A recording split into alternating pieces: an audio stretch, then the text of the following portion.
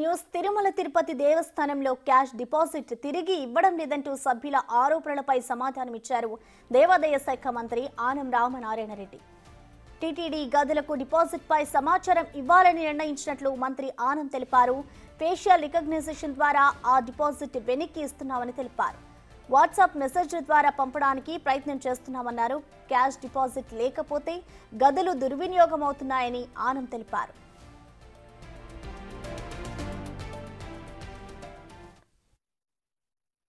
మన secretariat employees కూడా కొంతమంది మేము కట్టాము, మాకు ఇంకా కాష్ అండ్ డిపాజిట్ రిటర్న్ రాలేదని అన్నారు. అధ్యక్ష, రాలేదని అంటే వాళ్ళ నంబర్ తీసి పంపించిన దానివల్ల ఇమీడియట్ గా వాళ్ళకి రావడం జరిగింది. అంతకు ముందు కూడా వచ్చిన ఇది ఉంది అధ్యక్ష. ఎందుకంటే మనం అక్కడి నుంచి వీళ్ళకి మెసేజ్లు ఇస్తాం అధ్యక్ష. 7 రకాలుగా మెసేజ్లు పంపిస్తున్నారు. కాష్ అండ్ డిపాజిట్ రిటర్న్ చేశాము. ఆ 7 రకాలు కూడా SMS ద్వారానే వచ్చినాయి అధ్యక్ష.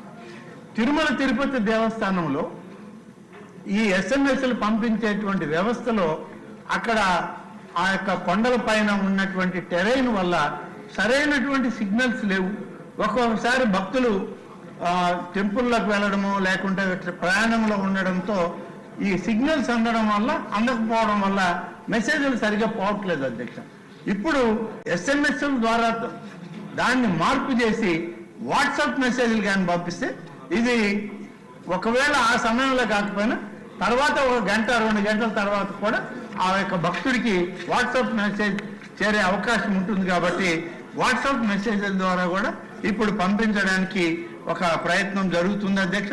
ఆ విధంగా చేయాలని కూడా నిర్ణయం తీసుకోవడం జరిగింది.